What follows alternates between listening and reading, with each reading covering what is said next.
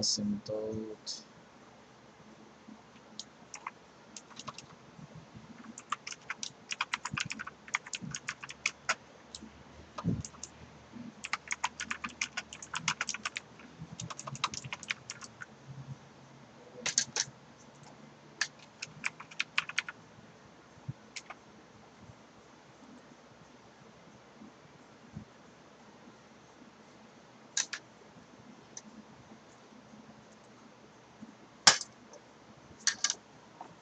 Okay. So mag-review ta sa atong gihimo nga klase ganiha para ni sa mga late ug katong absent ganiha. So ang atong topic ay is about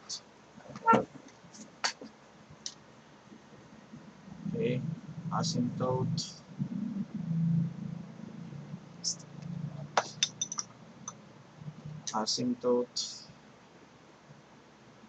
So there are, for now, duha sa lang atong i-discuss nga asymptote, ang vertical ug ang horizontal. Naaday na siya ikatulo ang slant asymptote, but for now ang ato lang i-discuss ang vertical asymptote and horizontal asymptote. Okay, after asymptote, ang ato pong i-discuss ganiha kay intercepts. Okay, so in intercept natay x-intercept and the y-intercept. So mo na itong i-discuss ganiha, then nag-try po ta og kung saan pag-graph after nato na-discuss ng mga butanga. Okay, so let's start with an example, then ato ilailahon dayon. So let's have this example. X minus 1 all over x squared minus x minus 6. So this is f of x equal x minus 1 all over x squared minus x minus 6. Muna to example kaniya. So muna ito i-try. So ito sa naipakilid ni. So ang atong hisgutan ron, kung ang atong i-try is kung saan pagpangita sa vertical asymptotes, kung saan pagpangita sa horizontal asymptotes, and kung saan po pagpangita sa x-intercept, sa y-intercept, o kung saan pag-graph. Okay? So ato lang ni dalion. For asymptote,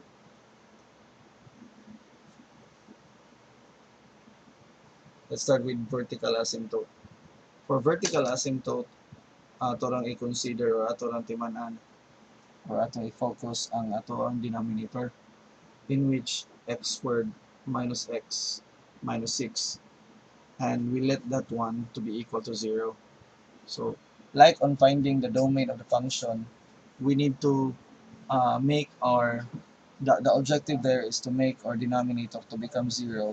So if we found kung unsa tong mga x or x's ang 0, so mao to dili part sa solution set.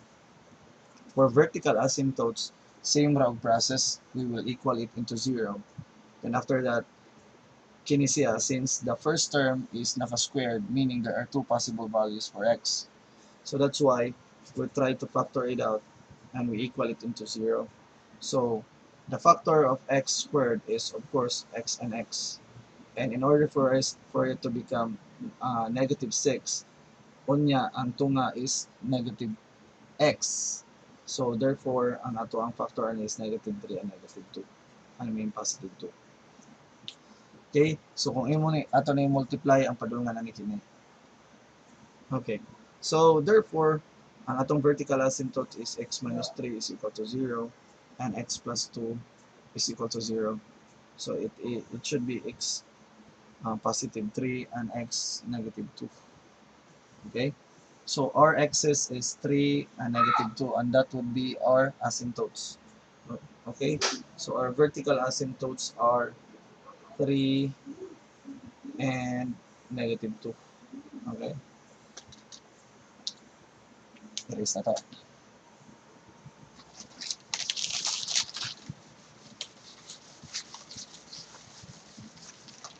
If you have any question, pwede rin na ito ikuan. Okay, ato sa i-share ni siya sa kuan na. Kadit lang.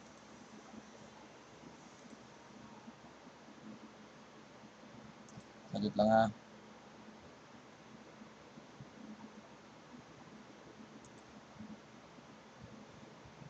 Share na to sa group.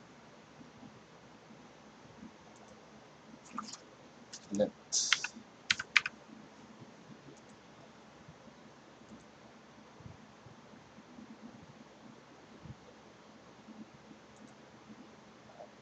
Okay, so next is to find the horizontal asymptotes. To find the horizontal asymptotes, we need to consider three things. So there are three conditions in finding the horizontal asymptotes. First, let's consider this. Una, ato sa i-consider. So a n over bm, in which n and m are both exponents. So the first condition for the horizontal asymptotes, if n is lesser than m, so meaning the numerator of the exponent of the numerator is lesser than the exponent of denominator, then our horizontal asymptotes is 0. Now that's the first condition. The second condition is that if n is equal to m, then kung ang n ug ang m na exponent sa duha is equal, therefore we need to consider the variable and their numerical coefficient if they have. So a and b ato nang i-consider. Then we need to divide kung pila. So let's consider this problem first. Kung a, and then let's just say, okay, let's just say 2x over 3x. Pag nga na ang problem, of course, our horizontal asymptote is 2/3. Okay? So therefore, we conclude that if the n and m are equal, then we just focus on the variable and its numerical coefficient para mahibawan nato ang yung horizontal asymptotes. In this problem, ato pang i-continue. So first condition, second condition, and the third one, if n is greater than m, if the exponent of the numerator is greater than the exponent of denominator, then there is none, or there is no horizontal asymptotes.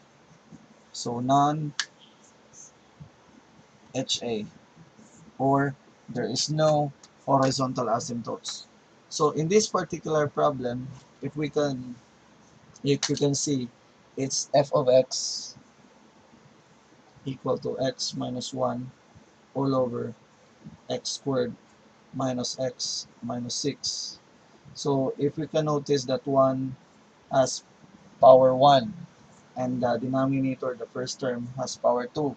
So therefore, the m is bigger, or the n is least or lesser compared to the denominator exponent. So therefore, we can conclude on this particular example that our HA is 0. So HA is 0. Okay? So it is not. So,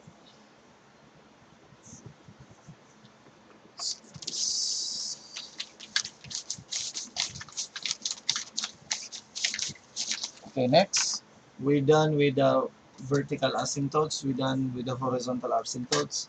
So next objective is to find the x-intercept. Okay, x-intercept. So we find the x-intercept. Okay, so in finding the x-intercept, we let y, or f of x, equal to 0. So since we are trying to answer a function, so we use fx. So fx is also called as y. Okay, so let f of x is equal to 0, so therefore it would be f of x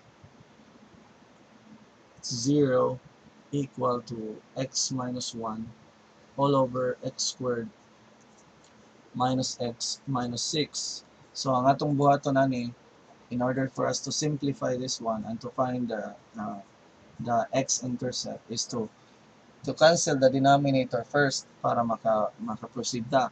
So in order for us to cancel this out, we multiply both sides by these equation para makancel out na to. So we multiply this and the other side by x squared minus x minus 6. Okay, so x squared minus x minus 6. So these, we multiply to 0, of course it becomes 0, and this is cancel, so it will become x minus 1. So therefore, if we try to add both sides by positive 1 in order for us to cancel it out, so it will become 1 is equal to x, or x is equal to 1. So therefore, our x-intercept is 1. Okay, so next is the y-intercept.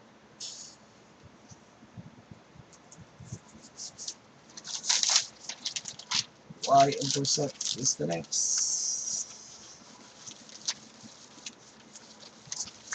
Okay, for y-intercept, we let x is equal to 0. Then use the original formula. So it would become f of 0 equal to 0 minus 1 all over 0 squared minus 0 minus 6. So it would become negative 1, 0, 0, negative 6. So it would become positive 1 over 6. Okay? So the y-intercept is equal to 1 over 6. So we done with the vertical asymptotes. We got 3 and negative 2. For the horizontal asymptote, we got 0. The x-intercept is 1, and the y-intercept is 1 over 6. Then we do graphing. Okay, let's do graphing. Para ma-check na to kung saan pag-graph.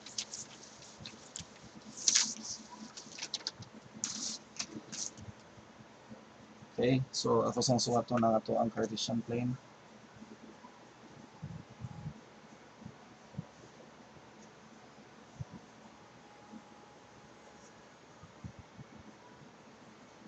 Okay, so let's start with the vertical asymptotes. It's 3 and negative 2.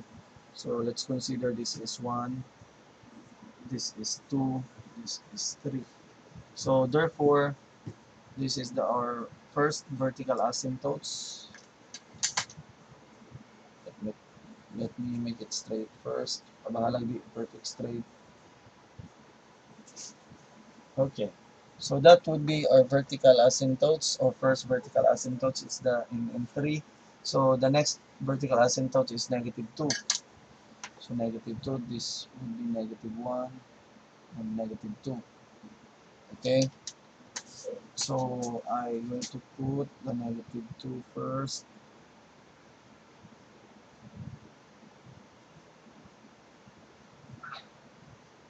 Okay, so muna siya ang second nga vertical asymptotes kay naman tay duha. So pasensyahin na niyo di kay straight. Okay? So meaning if we try to give a description for the vertical asymptotes or for the asymptote is that ang iyang pasabot is magkaduol-duol pero di gyud magdikit. Muduol lang gyud maayo nga na pero di gyud siya ma-equal or mudikit ana. Kay because these asymptotes are not part of the solution sets, like finding the domain of the functions, di ba? So kana di gyud mahitabo nga mudikit sila ana. But for horizontal asymptotes, there's an exemption. Okay? Naay exemption si horizontal asymptotes. Pero ato sa i-check na. Ato sa i-graph. Ato lang balikan nga nung nakaingon ko na exemption. And horizontal asymptote is 0. So therefore, kung naalang ko ipuwang pen, maklaro na to nga. Mo ni si kanang akong gibaga. Mo na si horizontal asymptotes na siya sa 0. Okay? I hope nga akong palapasan para nailanan. Okay? So muna si horizontal asymptotes. Muna ang pag-graph. So ingana na ang purma sa itong Cartesian plane. Now, let's go to x-intercept. So, if y is 0, so si x is 1. So, therefore, anhi. Okay? Mo na siya. So, this would be 1 and 0 for the x-intercept. And for the y-intercept, it's if the x is 0, then the y is 1 over 6. So, therefore, atong butangan. So, assuming na 1, mga 1. So, 1 over 6, a sort of diri dapita. Okay? So, 0 ang x, then the y is 1 over 6. Okay, so 0, then 1 over 6. Maklaro na ba? Okay, assuming okay, 0 and 1 over 6. Okay, muna ito ang y-intercept. Okay, so since na-plot na nato na nakahibaw na ta ingani ato ang vertical asymptotes mo ni atong horizontal asymptotes, then mo ni atong x-intercept atong y-intercept, then enough na ba na para maka-create a graph? Of course, dili pa. So, what we need to do is to find solution sets. Katong gitawag na ito ka ng table of values. So, we try to create this one. Okay? Na yun, x, then y.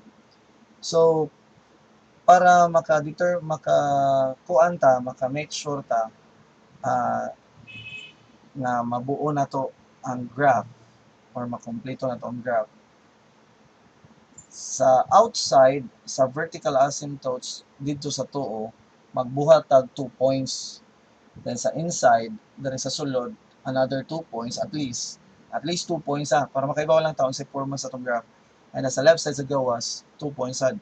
So therefore, since this is 1, 2, and 3, dili pwede sa 3, sa 4 ta, o sa 5. So this is positive 5 and positive 4. So therefore, testingan na to answer si 5 and si 4. Pwede ra gyud na og ganahan ka trip nimo dumagan 6, 7, 8. Why problema na. Basta akong point anhi is that at least 2 para makaibaw taon sa forma asa mo curve padong, di ba? Okay, now for the inner part na human naman ta sa 1, sa 2 na lang wala. And human na po ta sa 0, ari ta sa negative 1. Sa inner part ni silang duha.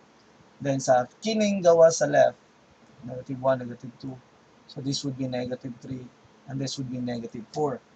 So, negative 3 and negative 4. After that, anda mo na to atong calcio.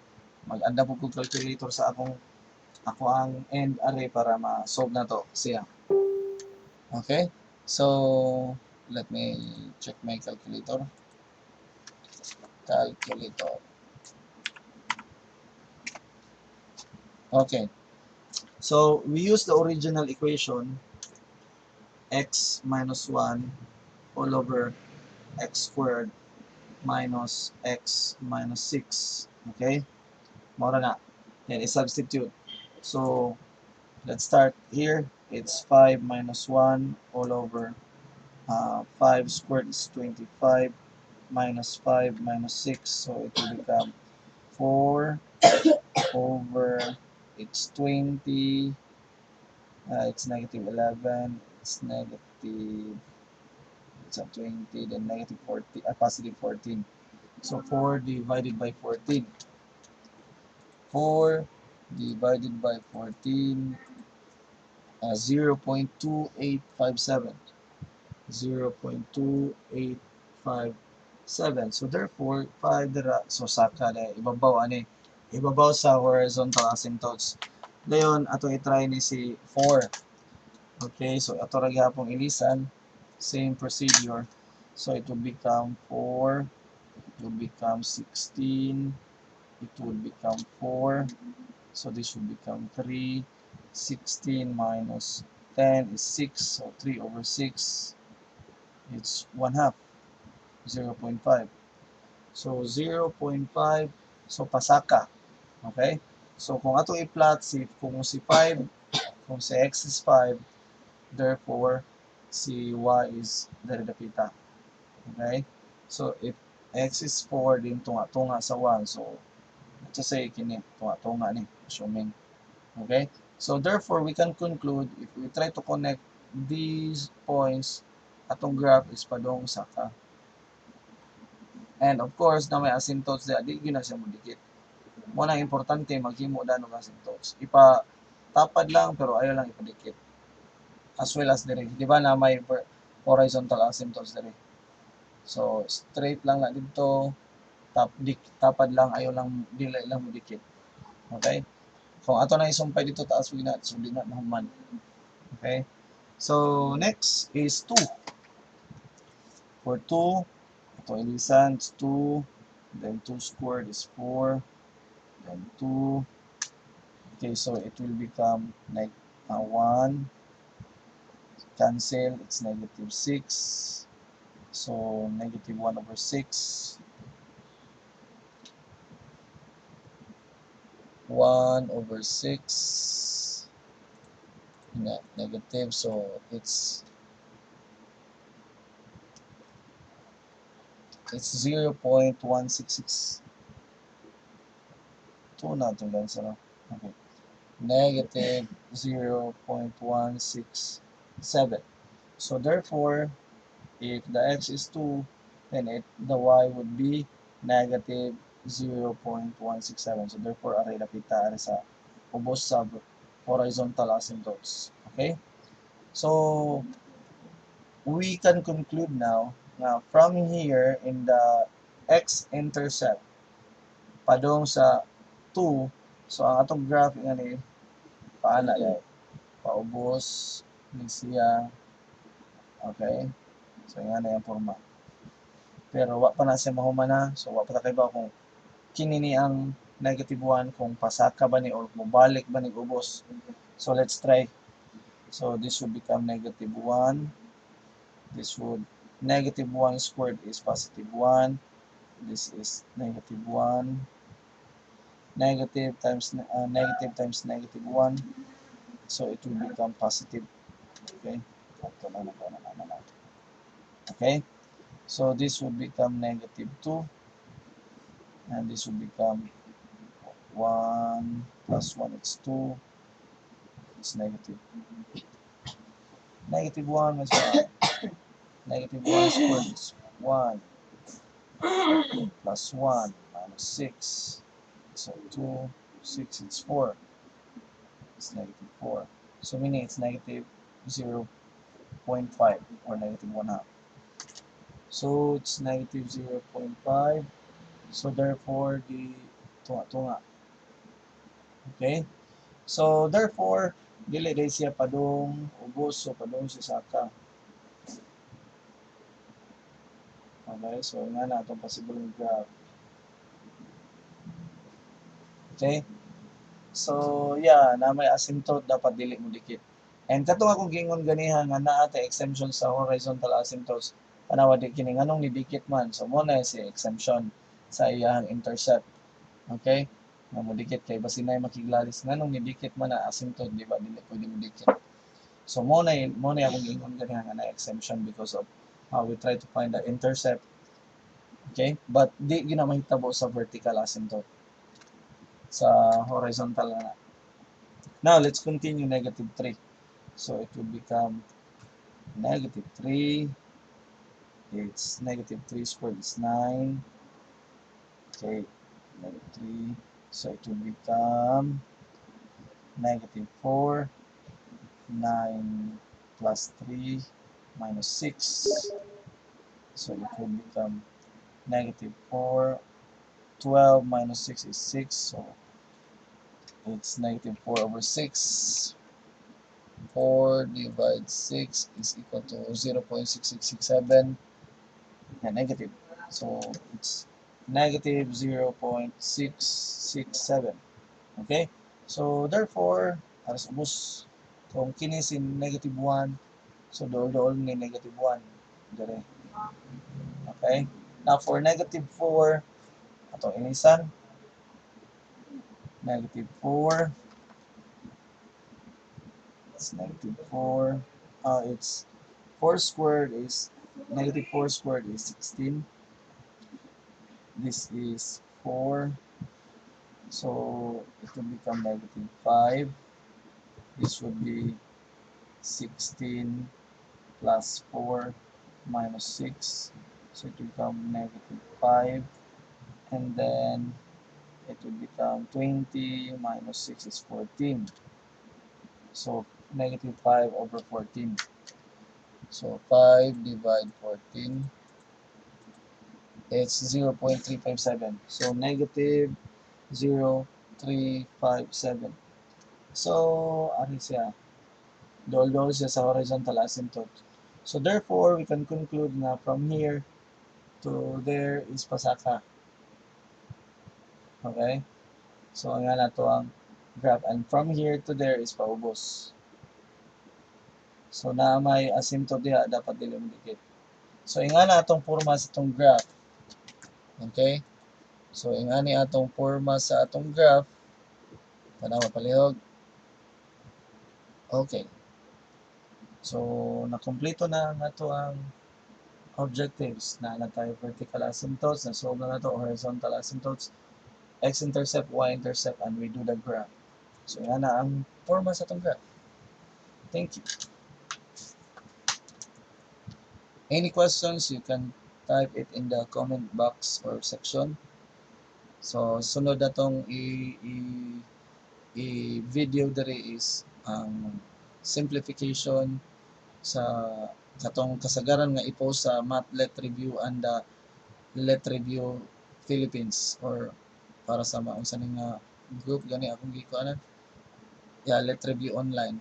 So atong ibutang Let Review Online Philippines. Atong i-post katong kasagaran gilalisan kato pang napay nag-react og haha ay cry kay sayop daw ang mong gi-comment dayon. Siya dito sayop. Sila. Sige lang. Bye-bye. Mag-stream ako balik ako sa iandam.